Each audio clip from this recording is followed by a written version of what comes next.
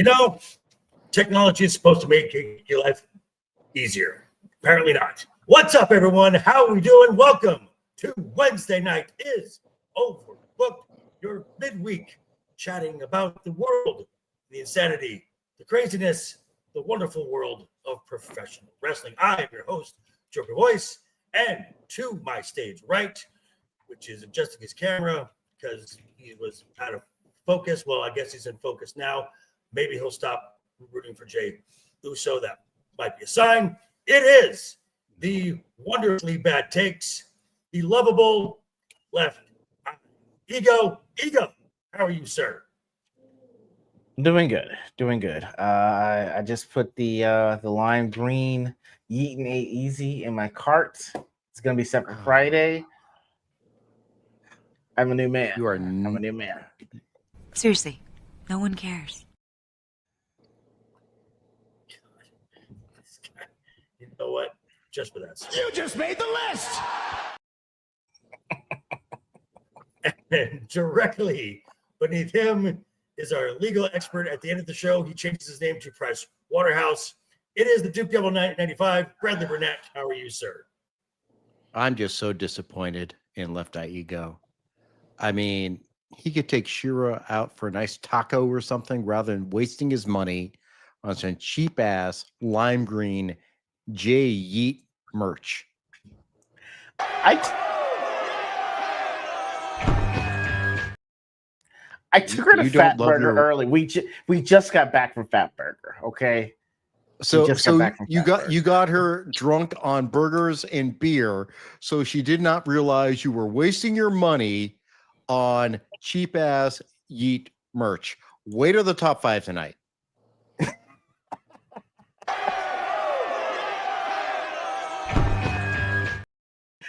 Oh, it's coming. It's coming. That was a good one. And I got to get my notepad. Shit. And directly beneath me is the return of the Baconator. Did that glorious meat candy there? It is Matt, the unbearable 73. Matt, how are you, sir? Doing okay. Still in the hospital, but doing okay.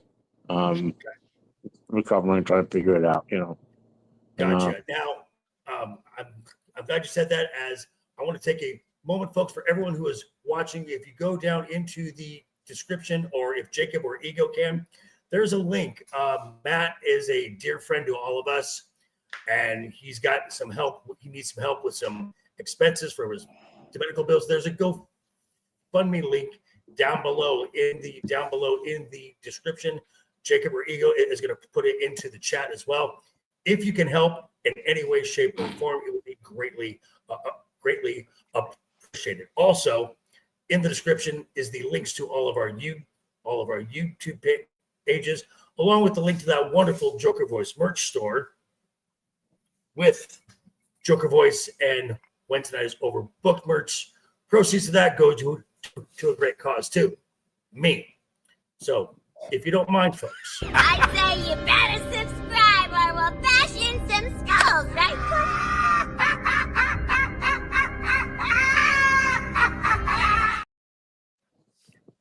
Thank you, Harley. So, yeah, there we go. Jacob, thank you very much. There it is right there, folks. So, if you can. Thank you, everyone. Yeah. And we also have a goal. Okay, well, Jacob got it. We also have a goal. We're looking for double-digit likes in the chat as well. So if you can, hit that thumbs up button. Cost you nothing. And let's get into this. Ego, you got that first thing ready to go? Because a lot of news came through my feed today, and I had to call a few audibles to our regularly scheduled programming here. As starting off with Monday, as Raw was going off the air, Santos Escobar, his contract had elapsed with the WWE. Folks were wondering where he was going to end up. Would he go to CMLL? Would he go to AEW, TNA? Well, just over 24 hours later, Santos Escobar has come to terms on a new deal with the WWE, and the result, he will be back with the company. Now, apparently management has considered Escobar's has considered his creative concerns and made a sizably larger offer than their previous offer. So we can thank Tony Khan for the larger contract offer.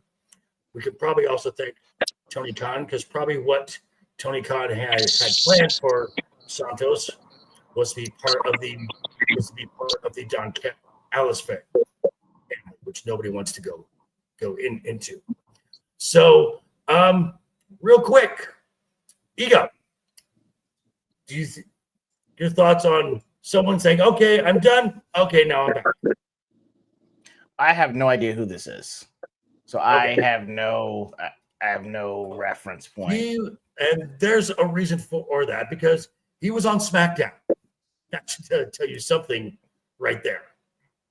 Okay, I mean he was a part of Legado del Fantasma. He was the leader of that with Angel Garza and Humberto Carrillo, who at one point held the AAA tag team championships.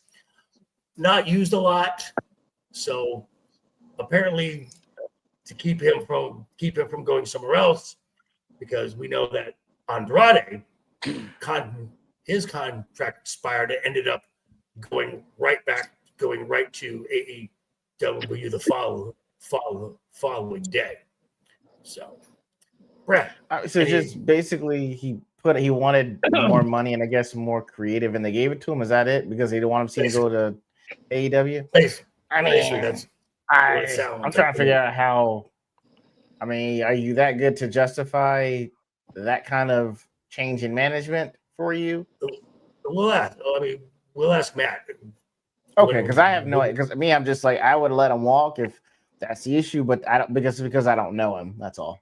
Okay, Brad. Quick thoughts on the. I'm leaving. Okay, I'm back. I'm going to quote Tommy Lee Jones as Deputy Marshal Sam Gerard from The Fugitive. I don't care. So you mean something along these lines? Seriously, no one cares. Yeah, I recognize his name. I don't watch SmackDown that much. I watch it on the highlights. Right. I don't remember seeing him in a PLE or even talking about this dude for the last 6 months. Last time he was on a premium live event, WrestleMania 40. And we just had 41. That's the last time. He was in the match with... I'm going to reiterate my beginning comment. Gotcha. Which... I missed... Seriously, no one cares. I know I missed when people I think I missed a week if you did it where people we can just cut, don't care about. Seriously, really? Did you really care, Triple H? Why? I mean, focus. Matt, thoughts on here? The last time Santos Escobar had a storyline that mattered was when he was King Cuerno in Lucha Underground. Now, he's a decent mid-carder, puts the work in for his talent. If Triple H is serious about developing a mid-card, which he doesn't seem to be, he seems to be having the top guys wrestle each other all the time. You got to have a mid-card or you have no card. And, gotcha. Plus they have AAA now. So even more mid-card, So that's kind of where I stand with it. If they keep him developing mid-card, good. If not, they're just going to waste pay him to do nothing for another 3 years. It's waste time.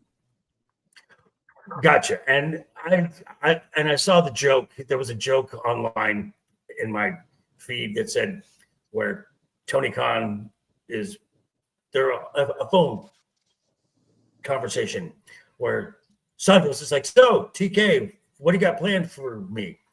And the TK says, oh, I think we're going to start you off with the Don Callis family. Click.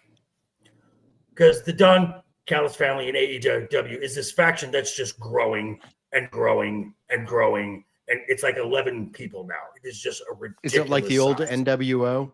I think the plan is for them to do like an NWO style to take over for Don corporate.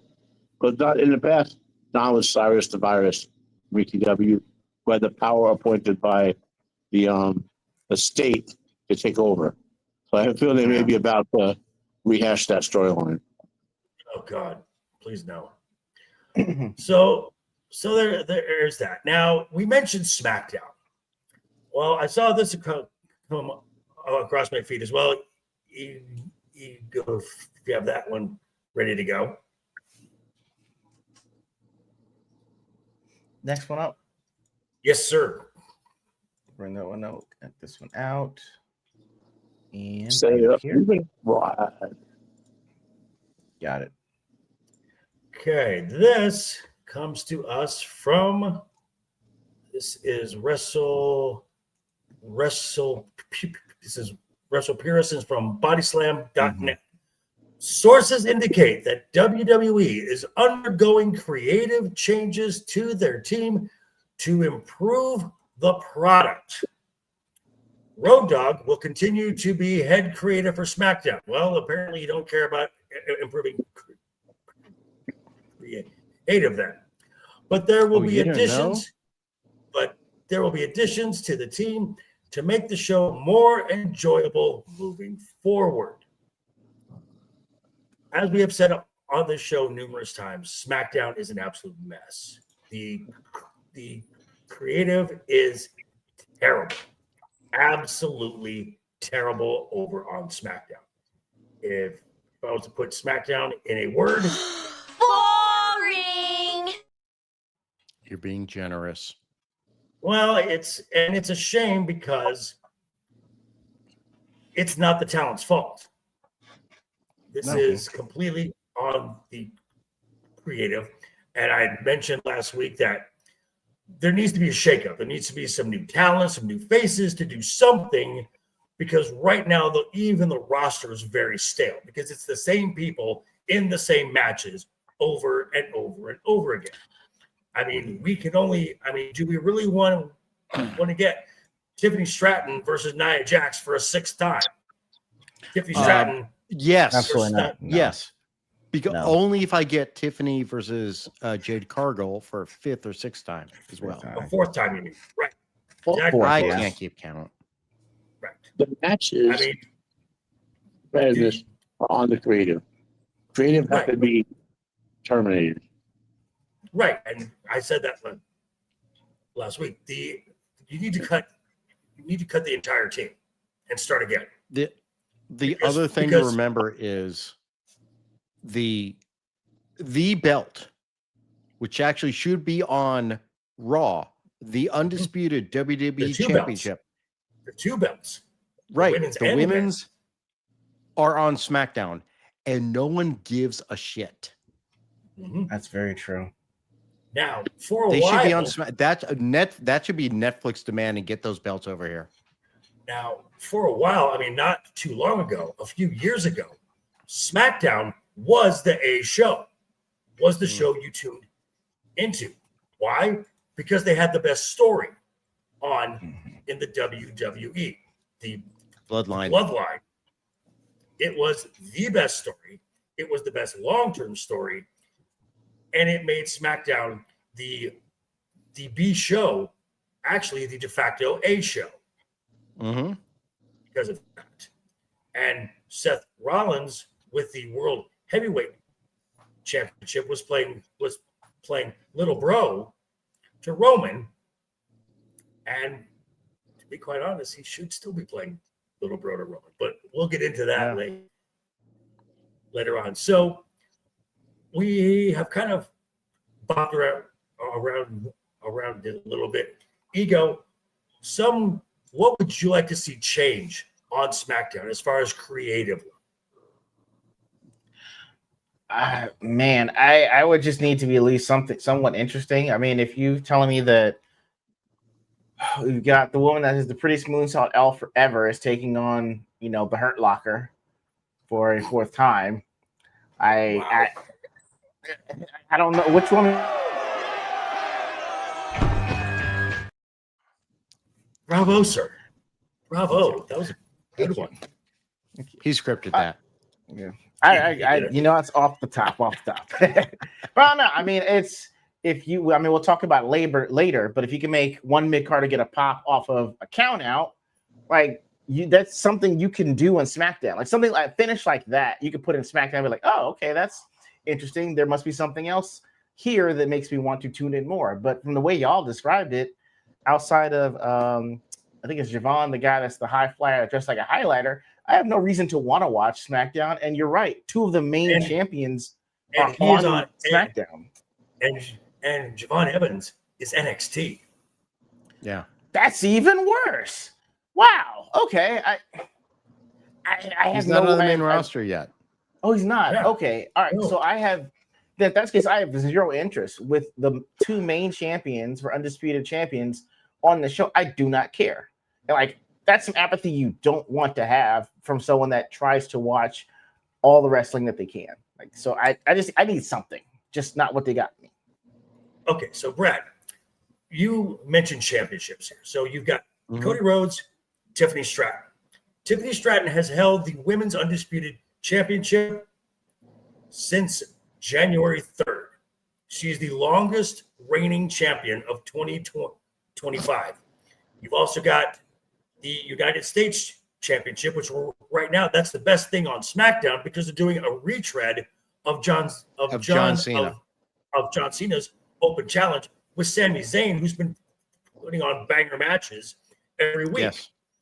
You have a women's United States Championship, which was the first mid-card championship introduced into the WWE. You put it on the sentimental fan favorite, Chelsea Green. Now it's on arguably one of the best female wrestlers on the planet. And what? So what needs to happen, in your opinion, with the championships? Aside from swapping them now with Raw. Aside from swapping them, I really think you need to get more interesting wrestlers on SmackDown because there's no one to challenge. I mean, like you said with Tiffany, we've seen the same match 5 or 6 times. The women's division on SmackDown is shit. Absolutely. Bianca, get healthy as soon as possible. Get back on TV. You are desperately needed. Great, that's one person.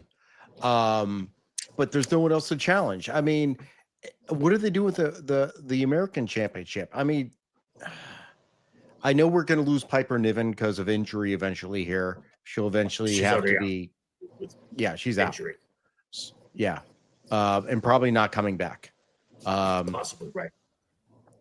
So, I mean, I just don't get it. I don't know what you can do. I mean, no one cares about this show. I mean, I honestly don't even know Cody's there. I see Cody more on Raw than I see him on SmackDown. I just they you know what, you need a new draft? No, F the draft. Just like we're switching people up.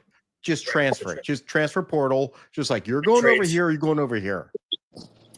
Okay, it's because there's nothing to write about.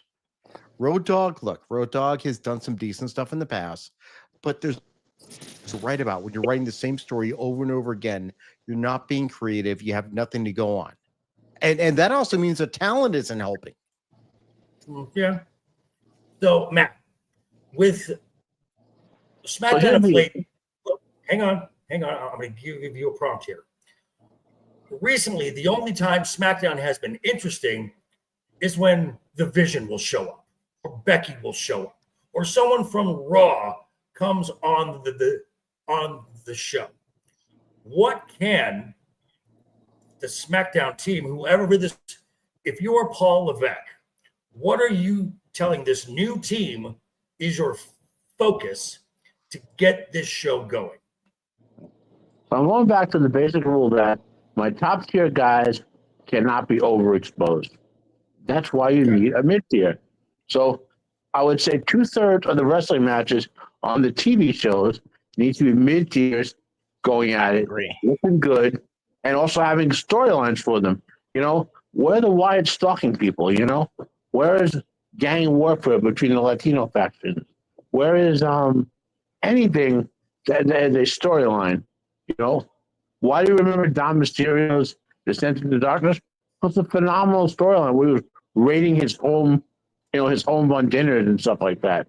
You know, they're just having, you know, they're doing worse than AEW. Like AEW said, matches for matches' sake. These guys are basically kind of doing that. Not even, but they're not doing it in a way that like at least shows off a lot of talent. It's like the same 5 guys over and over again. You know, so you rehired Santos Escobar, put him in a good mid-tier program, pump him up, so that the top-tier guys have someone to beat to make them look good. You know, that's what's got to be done. I'll add this. Now, you had Andrade on SmackDown. You also had Zelina Vega on SmackDown. When Andrade was at his best, when he was NXT champion and United States champion on the main roster, Zelina was his mouthpiece. Because without someone being a mouthpiece for him, because Andrade, let's be honest, isn't really interested in mastering English. There's a ceiling now for him. He can only go so far without someone being that spokesperson for him. Now, Santos has a much better command of English than Andrade does. So there's something that you can build, but you've got to make people care. That's the biggest problem with SmackDown. Nobody cares. The other advantage that Santos has is that he is not divorced from Charlotte Flair. Well, there's also that too. Now, speaking of somebody a character that people cared about, on Monday night, the first match of the night, but yet it was all anyone was talking about in their opening reviews, was a match with the Women's Intercontinental Champion Becky Lynch versus Maxine Dupree, a match we saw a month ago. Now, and Ego, Brad, and Matt were not part of the regular show yet when we talked about Maxine Dupree, who was at a house show against Nia Jax, and a fan said, "Boo, you stink, don't come back." I remember that. Yeah. So now somebody could have, as opposed to someone like Jade Cargill, who's got all her stands, who say, "You're wonderful, you're amazing, blah, blah, blah." And Jade is like, "You haters, I don't need you." Maxine took this to heart and said, I'm going to put in work. Now, is Maxine a top level wrestler? No. Is she ever going to be a top level wrestler? The likes of a Becky Lynch and a Io Sky? Not even close. But can she become serviceable? Yes. Now, the opening few moments of this match was a little wonky because, again, Maxine is not where Becky is. And I'm going to give Becky Lynch all the credit in the world. She guided her, took her through it, and made her look good. Now, it ended with a count out. There was a near fall that was literally 2.9999999. Yeah, man. Yeah. The crowd popped. Yes. The crowd is invested in Maxine for this match. Again, a count-out victory, and the crowd erupted I mean, you heard a "This is awesome" chant in this match. Mhm. And a Maxine Dupree match was not on my bingo card for 2025. Or the So, or 2020s. right. Exactly. So I'm going to go in reverse order here. I'm going to take this down real quick. Matt, what is Raw doing with these? I mean, Maxine's not even a mid card. She's bottom card. Well, She's this is how. basically- okay, but okay, hang on. What is Raw doing right that SmackDown is doing wrong? Well, Raw took a veteran, Becky Lynch, who knows her purpose now is to put people over in a respectful way to her. Had a match with Maxine Dupree, who is at a moment where she wants to say, as Vince McMahon would say, grab the brass ring, you know. And so Becky is putting her over in a way that doesn't make Becky look bad, because you don't want to disrespect Becky, but Maxine get over. Now, this could develop into a feud that gets Maxine to the mid card, and Becky will win the feud, but Maxine will be in the mid card. And that's good development work. You know, we need more of that. I don't know. Well, I'm going to assume that behind the scenes that Maxine is working her butt off with the trainers, and therefore that's why they're going low with her push. So we'll see. Okay. Brad, your thoughts on why are fans interested in the low card, the valet in Maxine getting a count out win, not even a clean pinfall win over one of the best in the biz, and they don't care about, you know, Julia getting a win or defending her title. Where's your thoughts on this? This is unexpected. This is someone who people recognize is the valet, the comedic treatment in the back. I mean, when she was part of the Alpha Academy, I don't know if the Alpha Academy is still around. Mm-hmm. I mean, you got Otis, you got Tozawa. Akira Tozawa. I mean, they're all jokes. They're all jokes.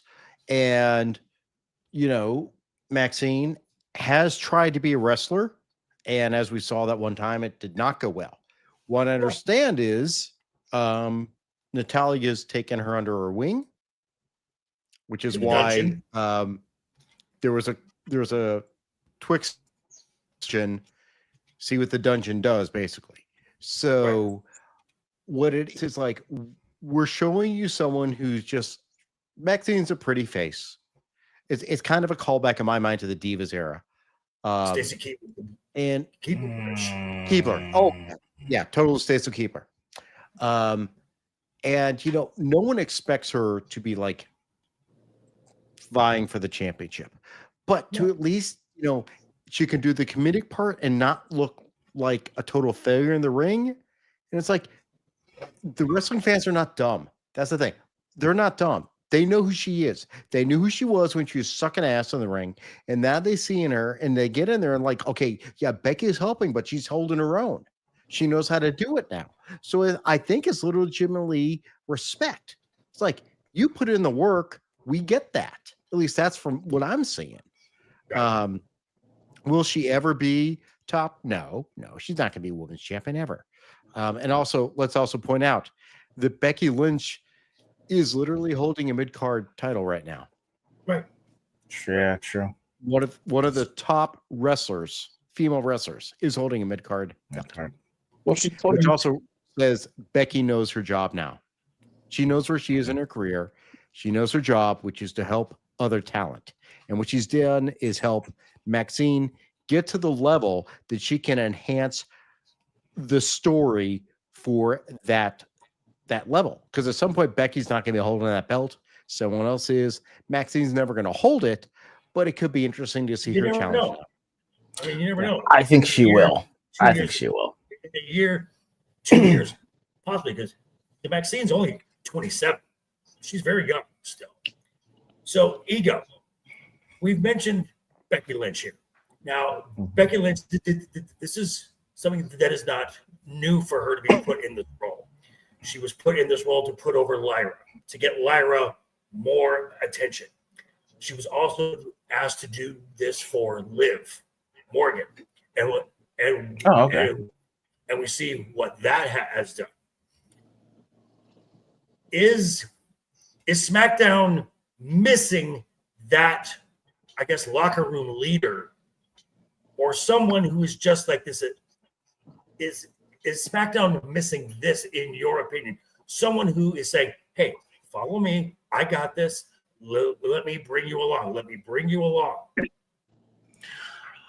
I think there's a lack of confidence that SmackDown has that Netflix can't help but show you. When you're so confident in your roster and your talent, you're like, look at this. I'll make a bottom carder take on a superstar that holds the mid card title, and you're gonna eat it up. And you're like, what? So, I want to put this out there. Go ahead. For a wrestling show to work, yeah, you want to have a top guy running the whole program like a Heyman or Triple H or whatever you want, right? But you need a whole interconnected web of managers. I don't mean like kayfabe managers. I mean like agents, behind the scenes agents, producers, right? Agents, trainers, veterans who want to work and put. Well, that's so you have like, let's say you have a good veteran core there, right? And Jimmy Hart, I want to use Jimmy Hart as an example. Okay, Jimmy Hart was a behind the scenes agent and manager for like everyone. So Jimmy has a new up and comer. Let's call her Maxine Dupree. And Jimmy goes to looks around, starts going around to the wrestlers who might be. I'm going to put together a program for this girl. She wants to get over now. I'm going to pick 3 or 4 people to do it for her being a program with in a row, so she can get a little hot start. So I might go up to Charlotte Flair. Charlotte says, "Nah, Jimmy, I'm not feeling right now. I'm injured." So maybe she passes off for it. But she's respectful to him, and so because they've worked together in the past. So she can so he can pass off another guy in the future. Then Jimmy goes over to maybe he goes over to Becky Lynch. Says, "Becky, you're helping the mid card. I got Maxine wants to work at it now, you know." And Becky goes, "Yeah, I'll put her on, but I gotta win the feud, you know, but I'll put her over." So put together a bunch of matches, get together some promos, you know, and Jimmy will work on that. Then he goes to so they got 1 in a row. And then he's gonna go down the row and maybe pick someone else on SmackDown, a mid carder, you know, and say to that person, "Are you willing to work with her?" You know, and that's what the managers do. They'll book a bunch of matches and promos in advance. Then they'll take that to who's running the show, which is Road Dogg. And Road Dogg, I got all this, right? And go with it. And Road Dogg is supposed to go, "Good work, Jimmy. Get with the writers, fill it all out, get the budget guys, put a director on every match. Let's get this organized." And what seems to be missing from SmackDown is the people do what Jimmy Hart does. Right. So, and on Raw, you've got 2 of those guys. You've got Paul Heyman and Michael Hayes, 2 of the best. Okay. So, well, there's a couple more. I mean, there's some guys whose names aren't like known in front. You know what I mean? Right. Bobby Roode is one of them. Yeah. Jason Johnson. Yeah. A couple others. Molly Holly, I think, is back there as well. But yes, you do need this network of folks that kind of trust each other. And right now, it seems like SmackDown is just kind of Road Dogg, do something, and he can't do it. But I himself and Paul Levesque is running not 1, not 2, 3 shows. Plus, he's got premium live events to all the logistics of that. He's juggling a lot of things. So yeah, it's a lot of work there. So, but good job. Is run like an AEW show right now, and what's hurting, and that's double bad because AEW has like a really talented wrestlers compared, to to go out there and put on a show. You know, funny you mention AEW because somebody started to run their mouth Always Yes. helping out there, JB. Thank you. Thank you, sir. Thank you, sir. To run their mouth this week as the AEW World Champion, the face of the company, Adam Page urges fans to complain to TBS and HBO Max about ICE commercials, that's Immigration Customs Enforcement, airing during AEW Dynamite. Now he took this to social media over on, not on X, on Blue Sky. That says a lot right there. And urged his followers and even provided the links for the feedback pages of HBO, TBS, and Warner Brothers Discovery. Now, for a show that last week had Dynamite, that had its lowest viewership in the 6-year history of Dynamite. The average viewership last week with the new Nielsen metric was an average less than 500,000 viewers. Keep in mind, year over year, from where it was last year, that is a 32% drop from where they were last year. In 21 and 22, they were averaging between 900,000 and 1 million viewers on Wednesday. So, Mr. LeftEyeEgo, as far as an audience goes, making a political statement like this. And again, folks, if before anyone says anything, none of us are going to say that Adam Page does not have a right to have an opinion at all. It's a free country still. If you were Tony Khan, what would you say to Adam Hangman Page about that post and what he did with it? I want to ask, do you know how TV works? You Go know that people they pay to be on the TV when we're on the TV, so we can still wrestle on the TV, and that might include the government putting an ad on the TV while we're not going to be on the TV. So in effect, you're getting paid by the people that are putting this commercial on the TV. Like, do you know how I want to ask, do you know how TV works? Minnie tells me yes, like, okay, we're done.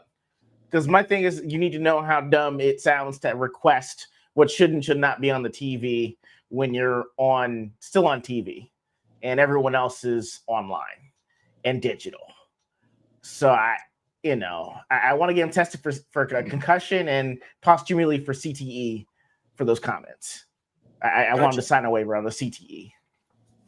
Now, Brad, this I believe that this show and with a panel like this, we are uniquely qualified as opposed to maybe other wrestling shows, because this is something that we have been dealing with in the pop culture sphere for quite some time, when studios or entities are inserting politics into the product. Is that ever really a good idea? Well, Joker, I want to thank you for the opportunity to spend the next hour me expounding upon the current ICE and Trump policies regarding the enforcement of immigration in this country and what is and is not an illegal alien or a illegal foreign national in this nation. I'm not doing that because that's not what this show is. But guess what? I do that every god dang time I can. I also know the law.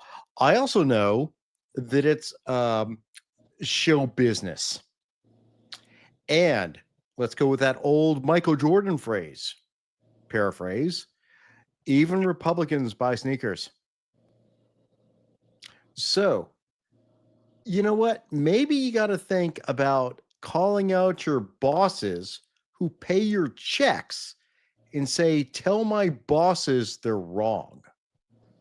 It's fine if you go out there because you have the First Amendment to say, look, this is what I support. But when you start going to your own employers and saying, you guys are wrong, maybe you should have that conversation in the boardroom with the guys who are paying your paycheck. And they're going to decide whether or not they want to keep paying your paycheck. Because, yeah, you have a First Amendment right, but that is a private company. And the First Amendment talks about what Congress can do. TBS, TNT, Tony Khan, they can fire your ass 6 ways from Sunday anytime they want. And yeah, maybe Tony Khan will have a little bit to pay. Maybe billionaire Tony Khan will have a little bit to pay over contract. But is it worth it compared to losing maybe 50% of your audience because you're pissing off 50% of your audience? This is a guy who's, first off, if he's on Blue Sky, you know where his mind is at. And maybe focus on your job and keep your personal opinions outside your job, express them personally, keep them outside your job. Okay, Matt, I'm going to answer this. As you are the one, okay, as you're the one who watches AEW more than anyone here. I'm going to invite my friend Bane to comment on this. Okay, well, hang on a second. Okay, hang on, Bane. The decline in viewership of AEW is well noted. It can't be overlooked. It is real. So when can Ben comment this? So is it a smart move to alienate potentially half of whatever audience you have left? Well, Hangman Adam Page wishes to be part of an underground subversive movement. In order to be subversive, you must have low ratings and be irrelevant. Because you're irrelevant, people who matter will watch it and dictate the content of your product, which will not be subversive. See? Okay, Bane, you can rest for a second there. Okay, go on. So, pro wrestling. Maybe you can translate what Bane said there. So Bane was talking about like how when you are part of a subversive minority movement, you can't create a majority because people don't give a shit, you know, and they want to be entertained in an entertainment product, not politically elected to, which the left has made consistently bad decisions about. What, the past 10 or 15 years now? 20 years? You're wrong. Nah. It's worked fine. When wrestling encounters a topic like let's say, I don't know, illegal immigration, okay? Wrestling approach to that topic is usually one where either they like have a moment of silence for if it's a critical issue like 9/11 or whatever, or if it's something like illegal immigration, they either ignore it or kayfabe it, okay? Mm-hmm.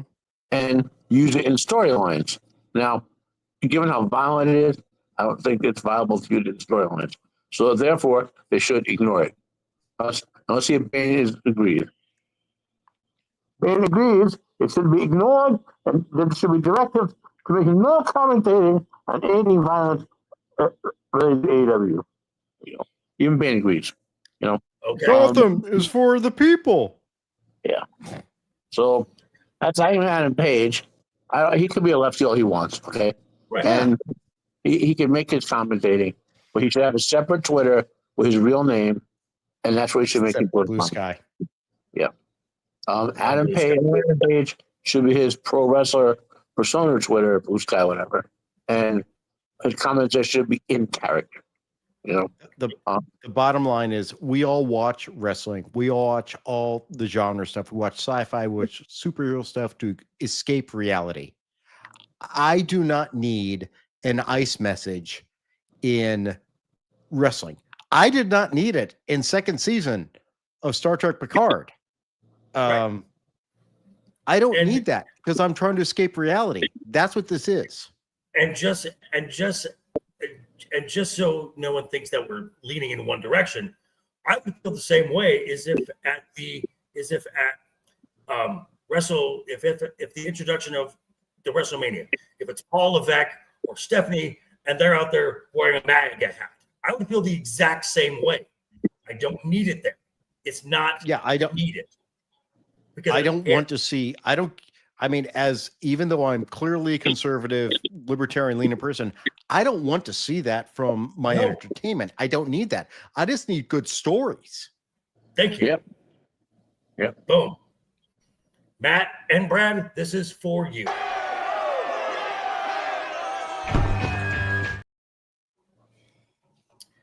All righty. So now we're going to talk about, for all you early morning folks out here in the lovely United States of America. Well, you're on the East Coast, sir. I'm 3 hours behind you. This weekend, starting on Friday, we have Smackdown. We have a premium live event on Saturday. And Monday, we have Monday Night Raw. All from Perth, Australia. I will be watching Monday Night Raw at 5 a.m. on Monday morning.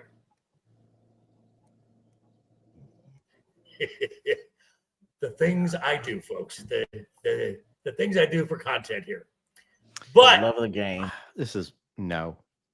But for Saturday, we have WWE Crown Jewel Perth. Crown Jewel is normally a Saudi show. Now, this will probably be part of Saudi next year, along with 2 other shows, who knows what. But this was last year, the feature of this match was the champion. Guys, I gotta go. All right, Matt. Have a good show. Again, all right, Matt. And again, folks, the link to help out Matt for his medical expenses is in the chat, in the description, along with all of our links for our channels and our socials and whatnot. It's free to check us out. So if you don't mind, I'd say you better subscribe or we'll bash in some skulls, right?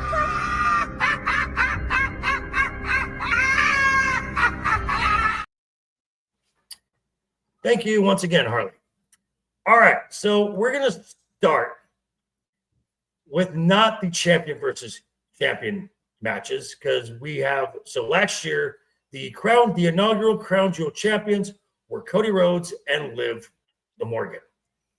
Cody Rhodes is one of the champion matches. He will be going to be the first repeat champion, but we're not going to start there. We're going to start down here at the bottom first with a match that has had zero build. Zero build. This is due to John Cena's very limited schedule after Saturday. He literally has 4 appearances left. He has 2 appearances in November leading up to Survivor Series. That's 3. And then his final match, December 13th, for Saturday night's main event. But it is, if you want a trip down nostalgia lane, I said this match should happen. And apparently the WWE was like, okay, we can make this happen. They actually heard us enough. AJ Styles versus John Cena. Brad, your thoughts on this match and who you think comes out on top? Okay, so there is no build because the build is nostalgia. That's what it is. Mm-hmm. John Cena is very busy right now, continuing to support James Gunn's DCU. It's very important that we watch Peacemaker to understand how Superman fits into the Peacemaker universe. as to this match, okay, so AJ can still go. He's about the same age as John Cena. Right. John Cena is obviously limited. He was always limited, but he could put on a good show. The last one he did, well, not counting Brock Lesnar, the one before that, he actually put on a decent match. I think the whole Lesnar match was a scripted squash. He was never going to do anything. I'm just hoping this is a good match. I honestly don't know who wins. I'm kind of leaning towards Cena because it's Cena's retirement and AJ's retirement is going to be next year. So I'm leaning kind of towards Cena and an honorable finish where it's not bullshit or like they both like. I can see AJ just like shaking his hand at the end. I can see that as well. And I also think that Cena goes over in this match because we know in his final match, Cena is going to put someone else over. That's The Rock. That's how. Go fuck off. That's Well placed. Well placed. that is just you. Just fucking I'm all flustered now. God damn it. You had to add a- Hey, Rock! Go fuck yourself! Point of order. You Oh, don't need to man. play that anymore. The box office already told Rock to go fuck himself. Hey, Rock! Go fuck yourself! Just for that, I'm playing it again. So there we go.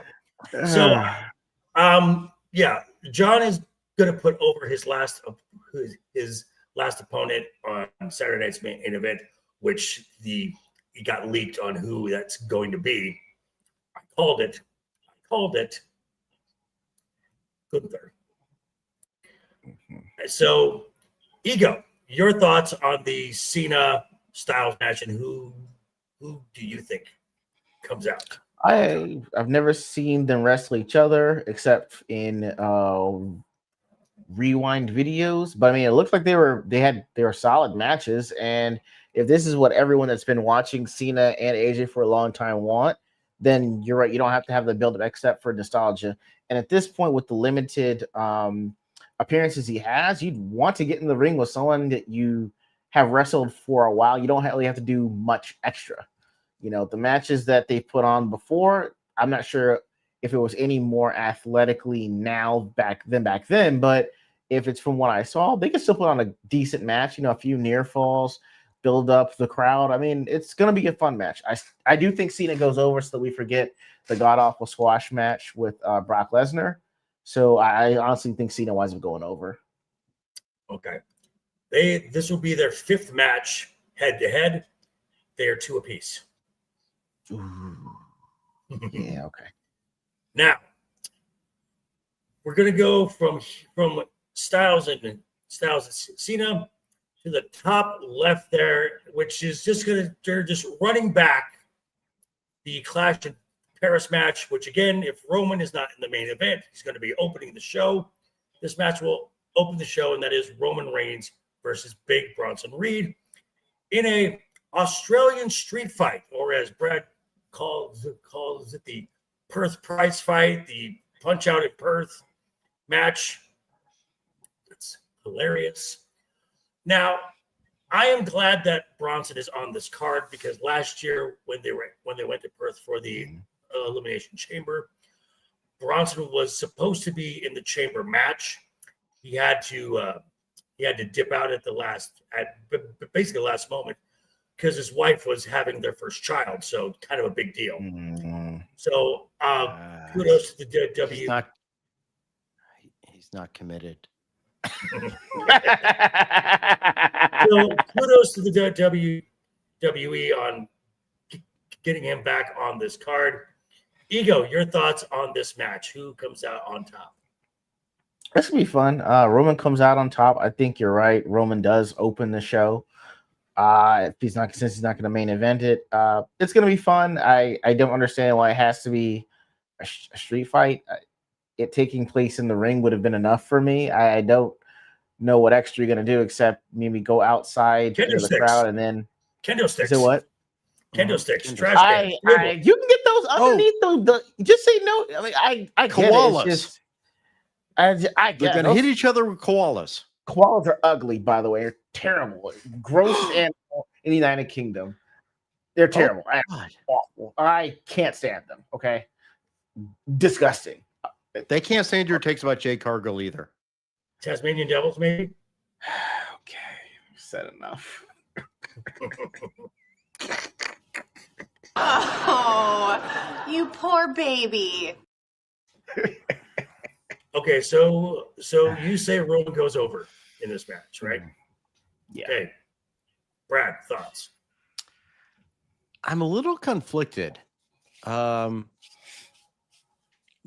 is a home country dude. Mm-hmm. The question is, does he need the push?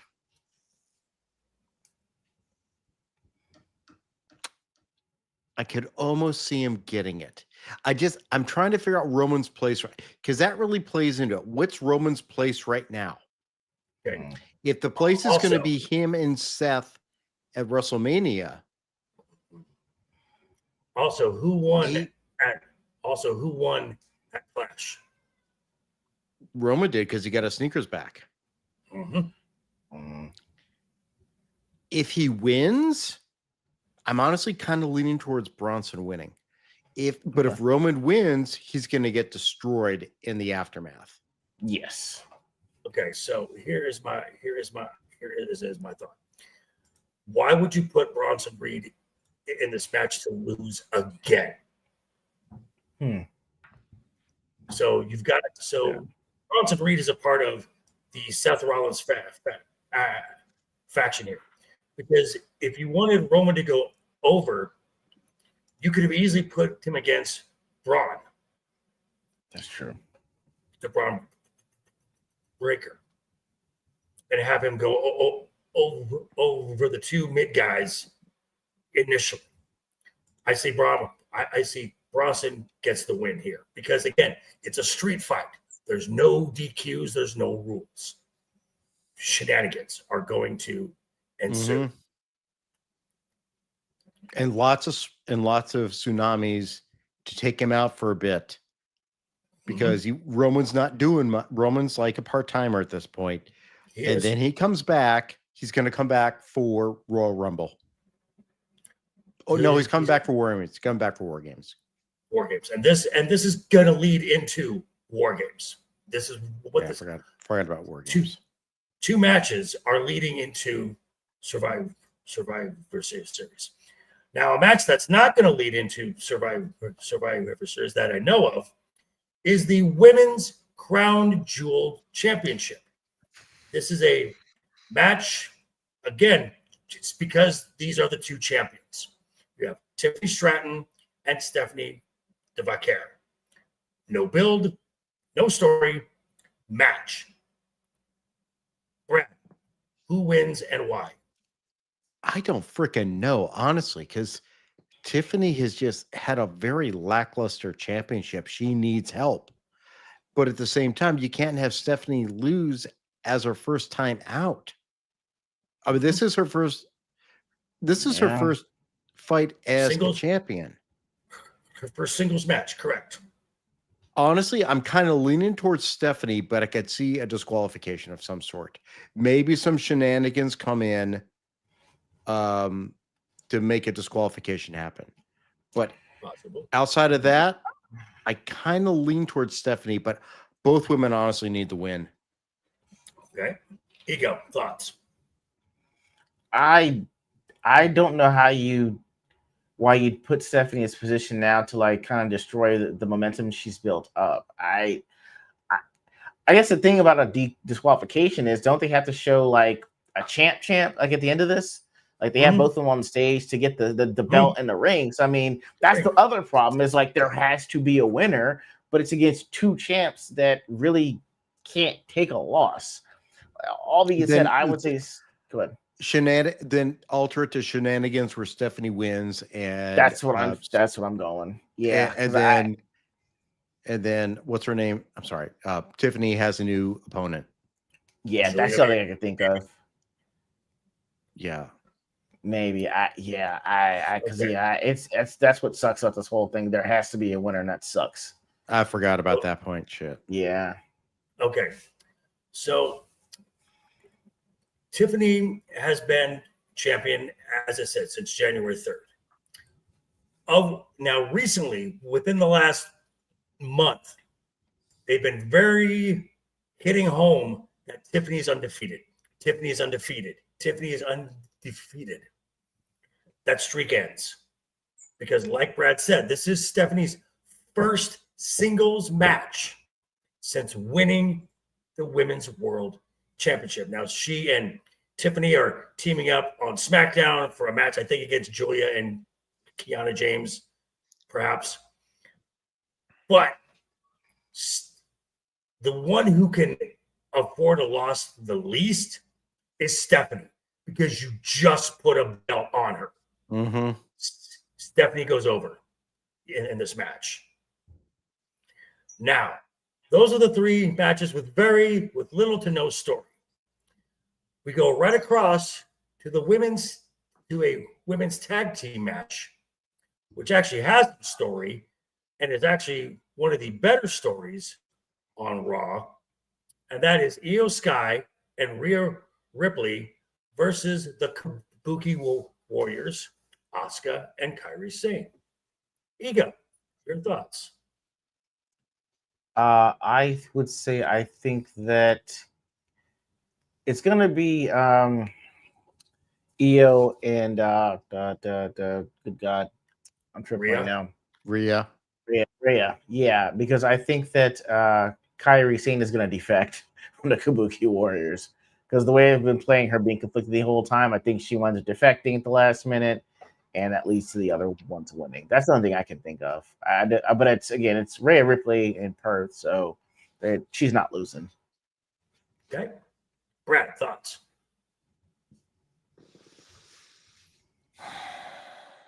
Rhea is the odd man out in this whole thing. Mm-hmm. She is.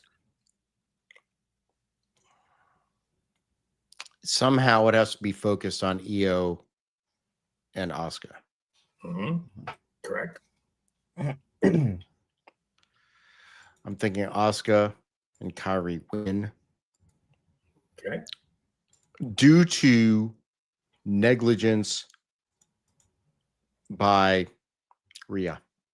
Like she accidentally hits Io or something. Okay. Because look, Rhea needs to be out of this. This is a Kabuki Warrior fight. You have to let Io stand on her own, and somehow you have to get Rhea out of this. Okay. The only reason Rhea is there is because Rhea is so freaking over. If you're going to try to push the storyline, she has to be out of it. It has to be focused on Io and Asuka. Okay. I agree that eventually this story leads to Io and Asuka. I agree with that. But if you watch the Kairi Sane Io Sky match on the Monday night and the go home angle, the go home math clearly dictates what this outcome is going to be.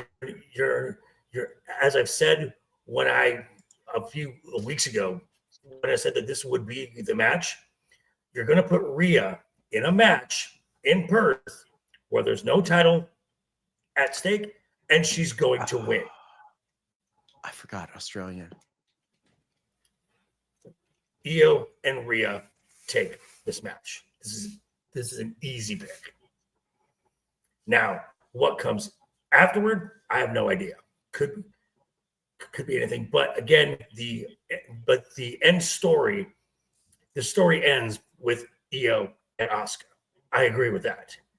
Now, as far as story goes, the best story, the best match, the story going into it, one of the best built matches, almost from scratch, which has history. It is Cody Rhodes versus Seth Rollins. This build has been wonderful. Absolutely wonderful. You've got the video packages. You've got face-to-face promos. You've got this Seth Rollins is now wearing the Rolex that Cody gave him after WrestleMania 40. They've even talked about prior to Cody coming back at WrestleMania 38, when the Rhodes brothers had to go against the Shield to keep their job, and Cody Rhodes pinned Seth Rollins in that match. There is history here. And Cody saying, you've never beaten me, Seth. What's the record now? And now there's doubt in Seth's head. And even now, there's almost an ultimatum from Paul Heyman, where Seth was like, what if I don't win? And Paul's trying to dismiss it at first. Don't think of Paul. What if I don't? Well, you'll lose the respect of Braun. Bronson's not going to trust you. You'll lose the locker room. And then Seth's like, okay, but you left one name out. What about you if I lose? If you lose, I'm going to have to question why I backed you instead of Roman.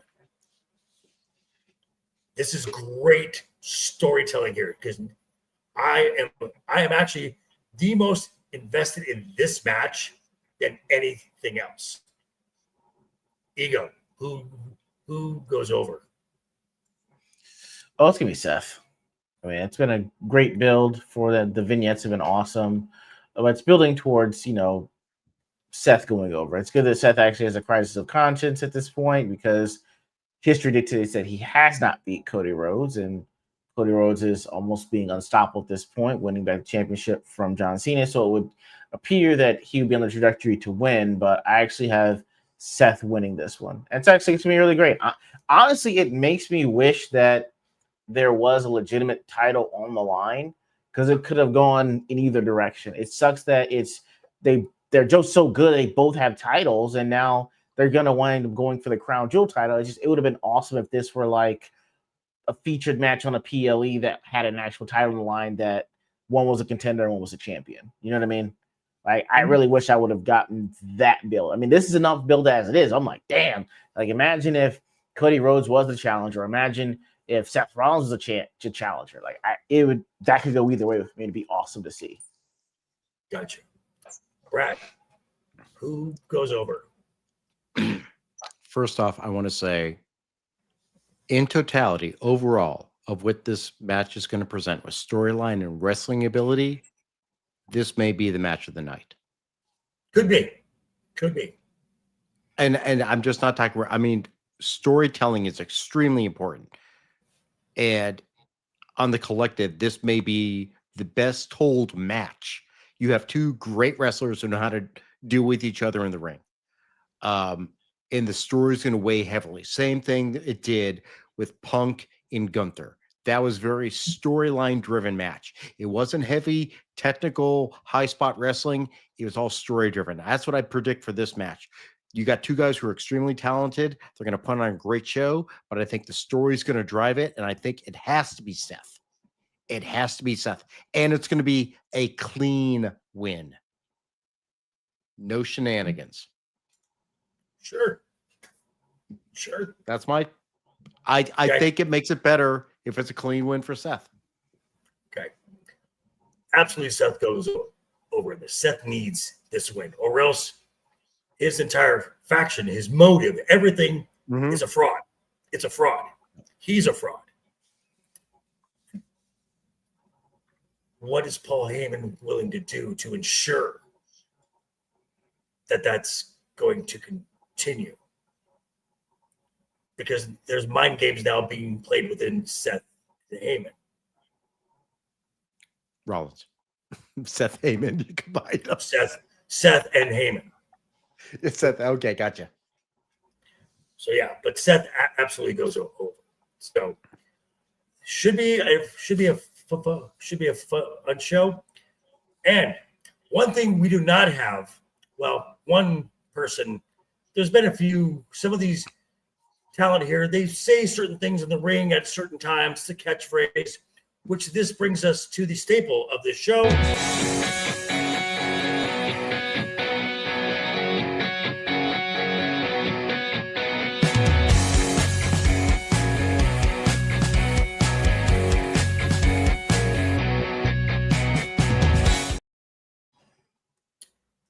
It is the Wednesday Night Overbooked Top 5, where we take a category, we give our 5 takes. Our number 5 take gets 1 point.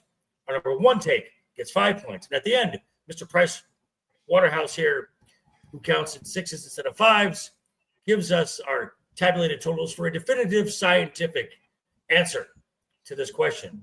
As I talked about catchphrases, what are some of the worst catchphrases in pro wrestling? Something that just grinds your teeth.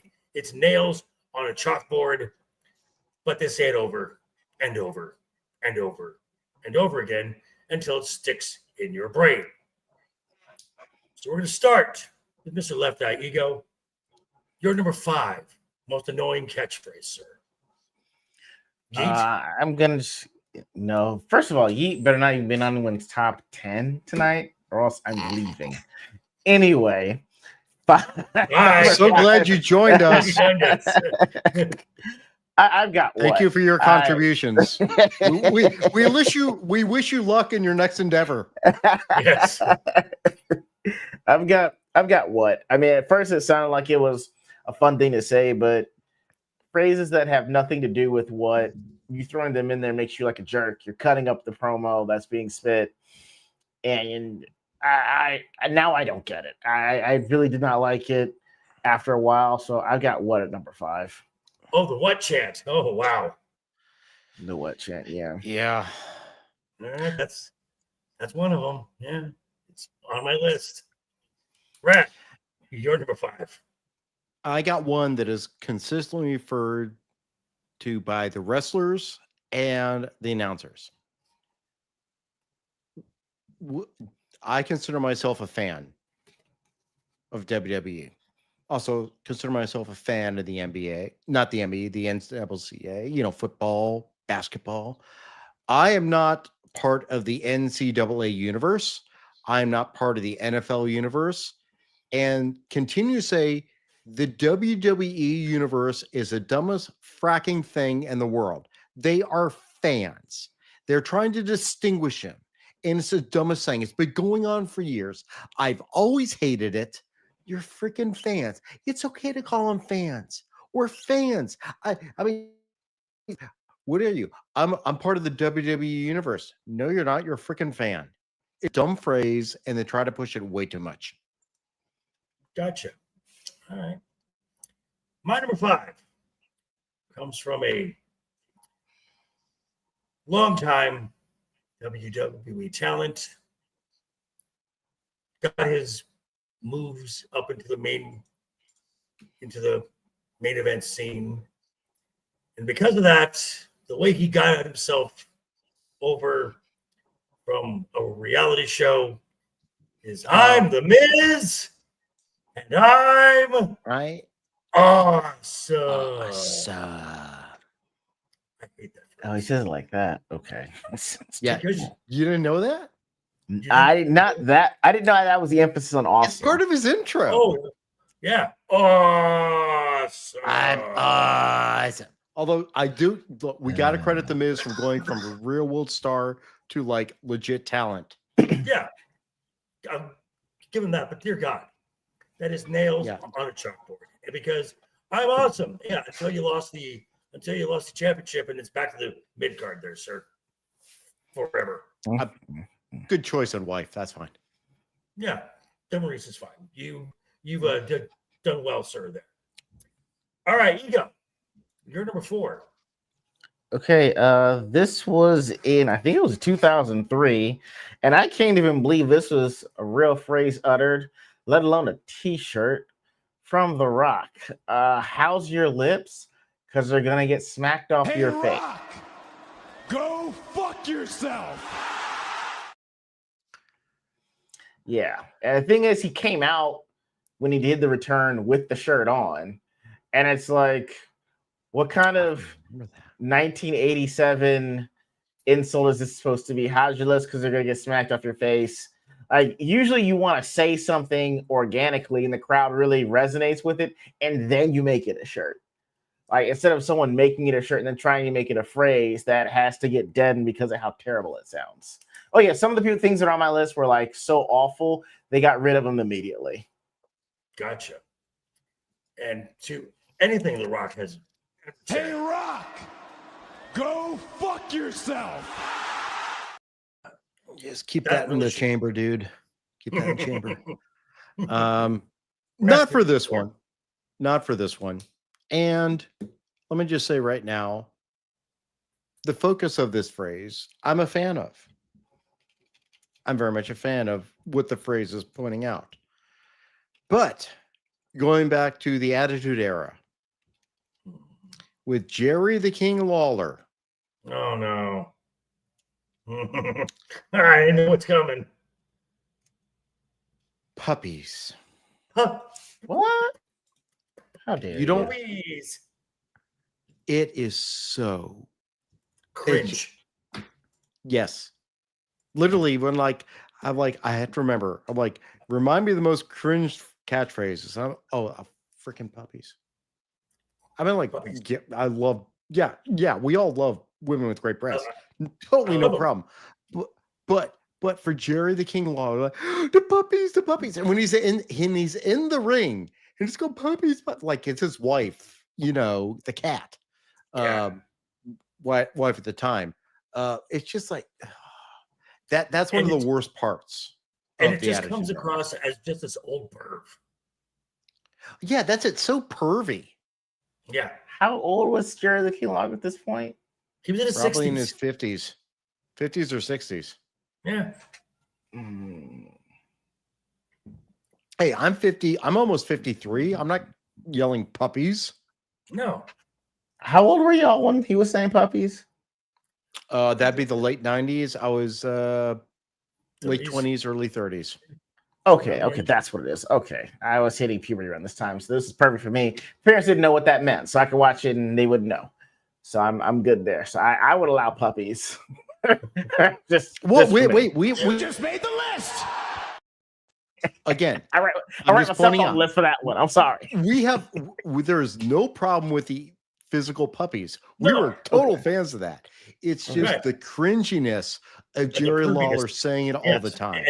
I didn't hear cringe when he said it, because again, I was like, that's how I said it too. Okay, well, you're almost 40. Go back and watch it. Yeah. Go watch it now. It didn't age well. I mean, this guy should not be allowed near a school. No, definitely not. So my number 4.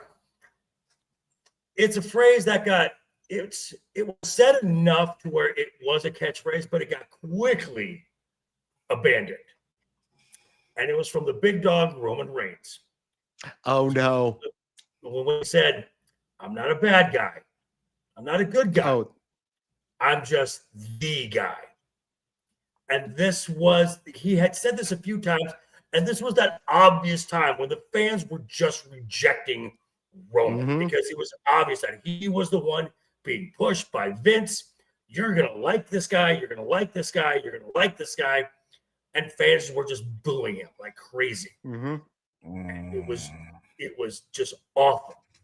So the guy is my number 4. Ego, you're number 3. As a practitioner and understander of self-defense, this phrase grounded my gears every time. And the fact that he tried to say it with like a 7-year-old did not help. It was Braun Strowman, catch these hands. Okay. I don't know if you remember that. When he had, you remember, it's awful. Like, catch these hands is literal, like, put up your dukes. And usually when someone says catch these hands, it's not even implied or a veiled threat. It means someone's getting put in the hospital. Okay. Yeah. This is what's about to happen after you say catch these hands is World Star ready. Okay. You can't just say catch these hands as you and a 7-year-old that you're teaming up with. It completely ruins it. you know, and it's like, I mean, it's trying to make something that belongs in one sector of entertainment put into another, and it just did not work. It bothered me as well. So I hated Catch These Hands. Gotcha. Brad, you're number 3. My number 3, and Joker, I'm not going to ask this question of you. I'm going to ask this question of LeftEyeEgo. Okay. Ego. Yes. Do you like pie? Hey, Rock, go fuck yourself. I remember.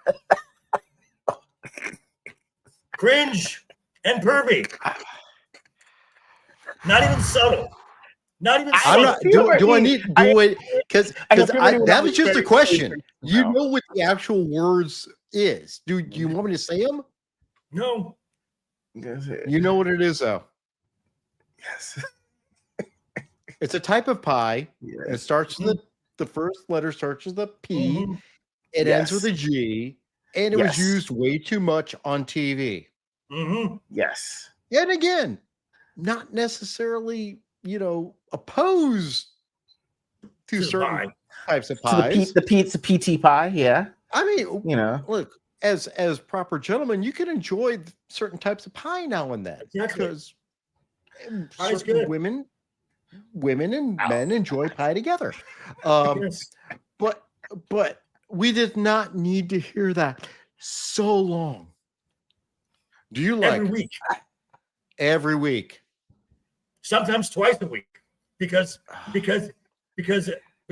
was, they would start off as a brand split, and then The Rock would show up on Smackdown, then on Raw, and they would just keep showing up on every show. Oh, I mean, I'm trying to figure out. I'm sorry. I'm just going with the 2 words. Not. Do you like pie? I hit puberty when all this came out. So this was. Do you remember the 2 words? Yes. Okay. Yes, it did. Yes. Again, it's so. I mean, I'm guessing and this is also during the American Pie, the start of the American Pie revolution, and the raunchiness that came with that. And I guess it was because that was crossover. That was when what's his name stuck him. Basically, had sex with apple pie. Yeah. Yes. That was. All righty. My number 3. Ego, it was your number 5. What?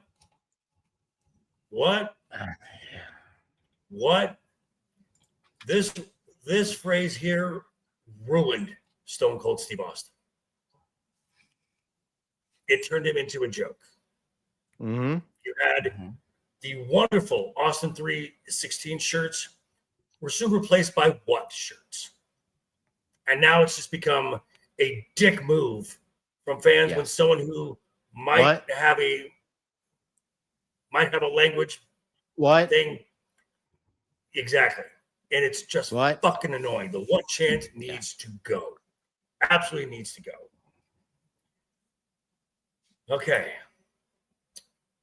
We're at our number 2s now. Ego, you're number 2. Number 2. I don't even know how I missed this phrase, let alone why you'd uttered it. It's Xbox. Oh, your ass is grass, and I'm gonna smoke it. That's. Why would you say that? Phrases, why would you say that? What an odd thing to say. If he was gay, that'd be fine. I don't know, but it's like, but I'm not though. So if you're telling me you're gonna smoke my ass and it's grass, like I don't want you to eat my butt, man. Like I'm not into that. So yeah, that's what The Rock was talking about previously. Or is he just admitting on TV? Yeah, before I walked out, I got hot as fuck in the back. Well, actually, that's probably what happened back in the day with Xbox. That's kind of what he did. There's a better way. There's a better way to phrasing. Just is out of pocket there. We could have workshopped that. Certain phrases. That was your high as a kite. No. I mean, like there's certain phrases I really wish people would have tried with CM Punk. Like, can you imagine X-Pac said something like that to CM Punk? And just number one, the look, and number two, the rebuttal. Exactly. I really wish that would have happened. Right, Dempsey? Exactly. Requirements. But yeah, Yes is Grass is number 2 for me. All right, Brad, you're number 2. I'm going with the one you guys have already said. It destroyed Stone Cold Steve Austin, and it is just should stop. It's been 25 years. For the love of God, what are you guys doing? Just stop. Exactly. It was funny when Stone Cold did it the first few times. Yeah. And then it's like, I'm fully in favor of the First Amendment, but the WWE is not a governmental agency. Please escort out anyone that says what. Right. Yeah, I would have to agree. As annoying as that what chant is, there are 2 on my list that are more annoying than that. 1, seemingly for about 3 months on Raw, had to start every fucking show. Not only did we have to hear it, we had to visualize it, and then we had to do it again, and then we had to do it again, and then we had to do it again. Where someone said it where someone had to say it every other fucking word, and the word means nothing. It means nothing. It's yeet. It means fucking nothing. It is dumb. It needs to go away. Go the fuck away. Yeet just sucks. I can't believe you did that. Okay. I'm really shocked, Joker. Ego, you all right there? I would like to take this time to ask JV, who hurt you? I know it wasn't Jey Uso or Yeet. This sounds like misplaced anger on my boy. Okay, that is so cute. I just need to make sure you're okay. Okay, because it's just Yeet did not deserve to catch any strays. Okay, I'm afraid I've got some bad news. Okay, I'm gonna hook you up with my therapist. He does great. He does great work. Okay, I'm gonna hook you up with my therapist later on after this is over. All right. Brad, he's how I came. That therapist must be using like electroshock therapy if you're going to convince anyone otherwise. He helped me come to Jesus about Jade Cargill. Okay, he does great work. Interesting. You still got to work on your Yeet issue. That'd be me then. All right, Ego, you're number 1. All right. So, although y'all said I should go back and look at some of the cringe things that were said by people of the Attitude Era, the person number 1 that I actually can go back to and say this was awful because it was quite emblematic of what it meant was Who's Next from Goldberg. Because Who's Next? Wow. Ooh. Who's next implies who's going to get hurt next, because I've got Bret Hart, concussion, Undertaker, head injury, La Parka. I actually agree with that, Mike Trout. Hold on. Hold on. Watch it. Yes, I got Bret Hart concussion, Undertaker concussion, La Parka broken leg, Goldberg 2 concussions in one match and a lacerated vein in another, Scott Steiner broken orbital bone, and Goldberg again concussion, spearing Diamond Dallas Page. So yes, this is a terrible thing to say to someone who's next, because you say that to me, I'm calling an attorney because I'm about to get hurt in this match and I need workers' comp. So yeah, worst catchphrase ever. Who's next? Wow. You know what? Ego, that was a well-deserved. I think it was a matter of fact, your follow-up.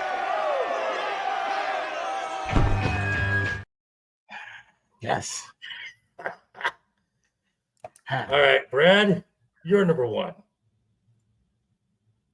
I actually had to go make certain I wanted to bring up the proper adjective for this. The adjective is pablum.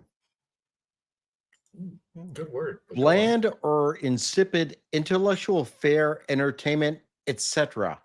Pap.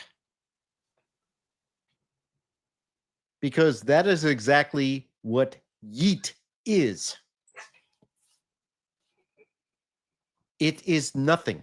I asked Grok, like, what is yeet? Okay. Yeet is a versatile slang term that originated around 2014 in the internet culture, particularly through platforms like Vine. Yeet started on Vine. That should instantly disqualify it. It can function as an exclamation verb or interjection. Exclamation used to express hype, joy, or approval. Yes, let's go. I just aced my test. Yeet. To throw something forcefully. He yeeted the ball across the field. It is fluid, shaped by the tone and context, deeply rooted in meme culture. Well, Brad, I mean, in a sense, that's kind of true because Jey Uso did yeet a chair into his own face.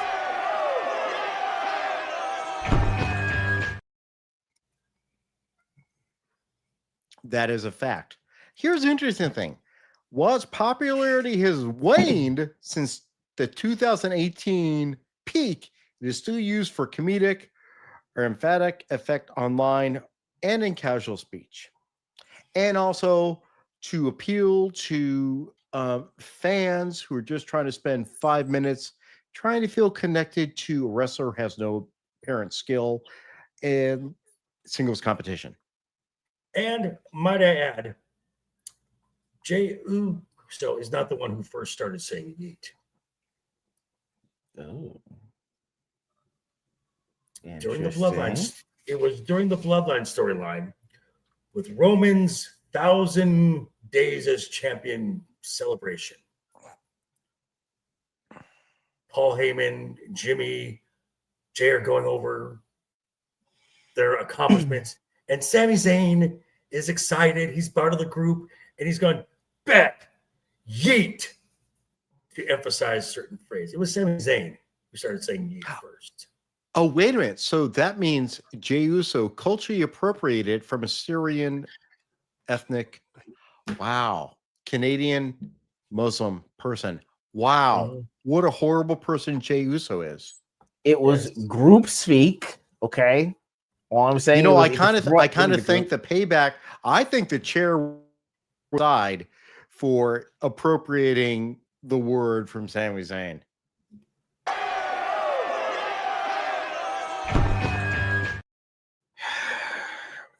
Also, I'm telling you right now, when we're talking top 5 MVP, I'm putting the chair.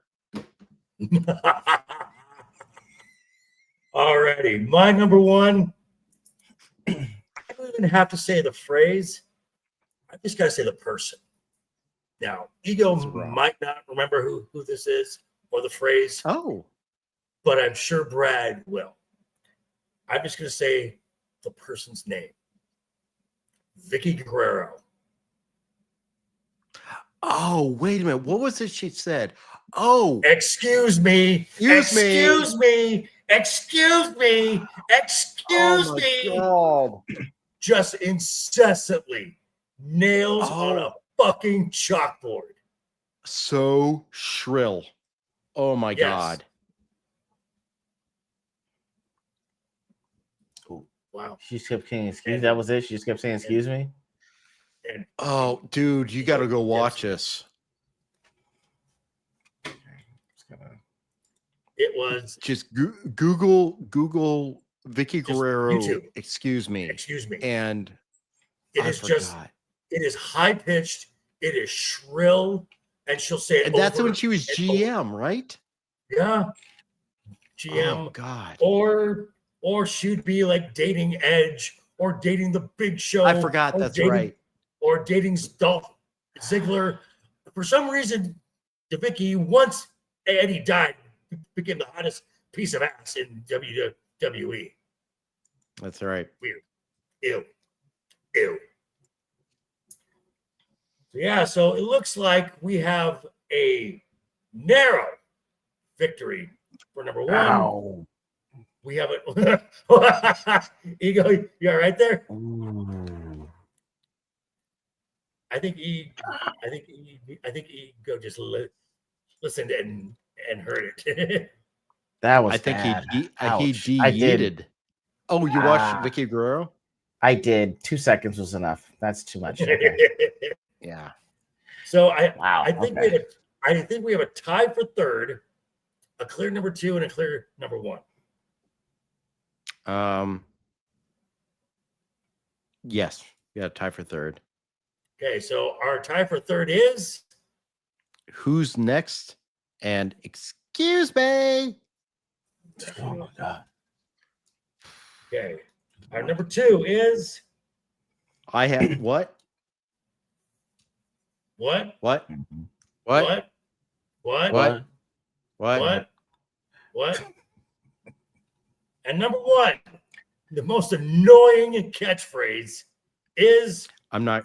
We don't need to say it. We know what it is. I demand a recount. 4 letters, 1 word. I agree. I agree. I'm trying to understand why your number 1 is not yeet.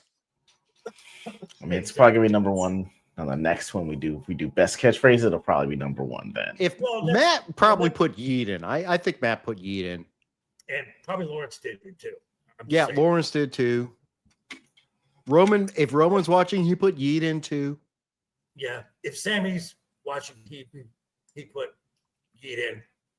If Jacob was on the panel, he would say yeet as well. Yeah. Dempsey would say Yeah. yeet as well. Yeah. Surrounded by traitors. So Ego, you just got you got yeeted, whatever the hell that means. right. But hey, at least you didn't hit yourself in the face with a steel chair. So, you know what? That's called yeeting from now on. Yes.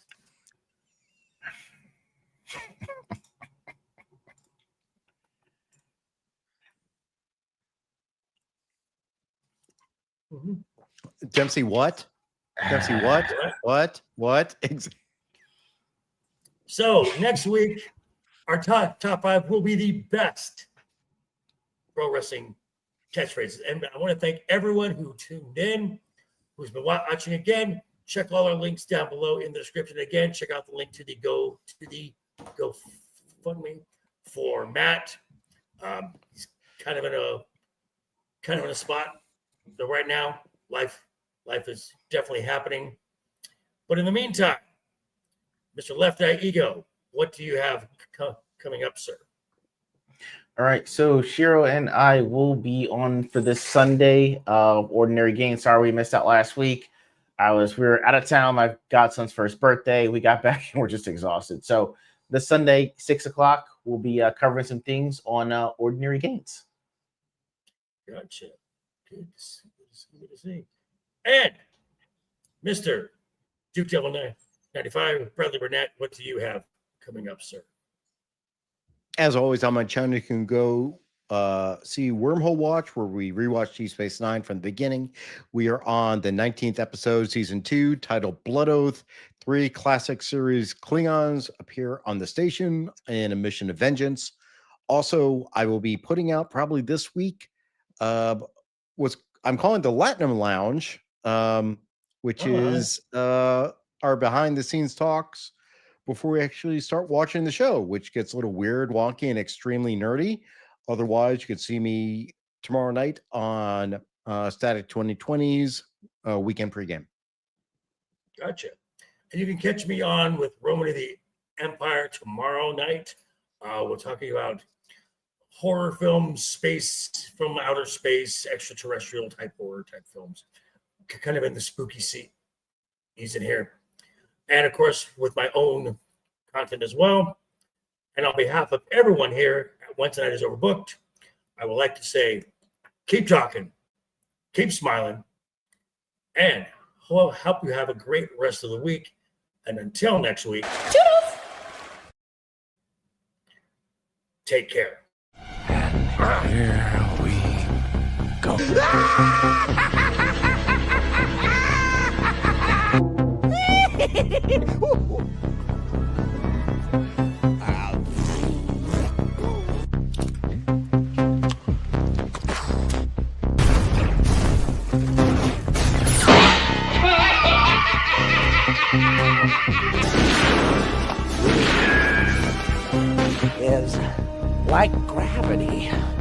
All it takes is a little push.